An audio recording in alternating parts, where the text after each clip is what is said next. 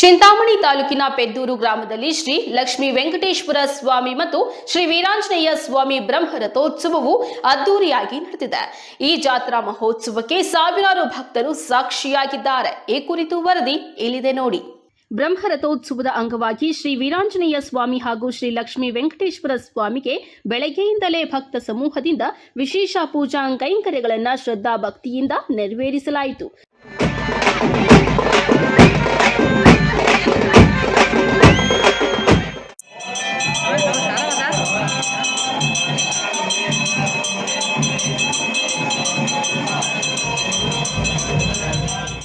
ವಿಶೇಷ ಹೂವಿನ ಅಲಂಕಾರ, ಅಭಿಷೇಕ, ಹೋಮ ಹವನ ಸೇರಿದಂತೆ ಹಲವು ಧಾರ್ಮಿಕ ಕಾರ್ಯಕ್ರಮಗಳು ನಡೆದವು. ಪೆದ್ದೂರು ನಾಗರಿಕರು ಸೇರಿದಂತೆ ಅಕ್ಕಪಕ್ಕದ ಗ್ರಾಮಗಳಿಂದ ಹೆಚ್ಚಿನ ಸಂಖ್ಯೆಯಲ್ಲಿ ಭಕ್ತರು ರಥೋತ್ಸವದಲ್ಲಿ ಪಾಲ್ಗೊಂಡಿದ್ದು ಮತ್ತು ಅದ್ದೂರಿಯಾಗಿ ರಥೋತ್ಸವ ನಡೆಯಿತು.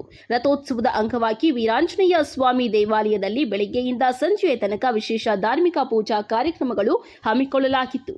ಶ್ರೀ ವೀರಾಂಜನೇಯ ಸ್ವಾಮಿ ಹಾಗೂ ಶ್ರೀ ಲಕ್ಷ್ಮೀ ವೆಂಕಟೇಶ್ವರ ಸ್ವಾಮಿಯ ಉತ್ಸವ ಮೂರ್ತಿಯನ್ನ ಅಲಂಕೃತ ತೇರಿನಲ್ಲಿ ಪ್ರತಿಷ್ಠಾಪಿಸಿ ಮಧ್ಯಾಹ್ನ 1 ಗಂಟೆಗೆ ಸರಿಯಾಗಿ ದೇವಾಲಯದ ಟ್ರಸ್ಟ್ನವರು ಬ್ರಹ್ಮರಥೋತ್ಸವಕ್ಕೆ ವಿಶೇಷ ಪೂಜೆ ಸಲ್ಲಿಸುವುದರ ಮೂಲಕ ಬ್ರಹ್ಮರಥೋತ್ಸವಕ್ಕೆ ಚಾಲನೆ ನೀಡಿದ್ದಾರೆ.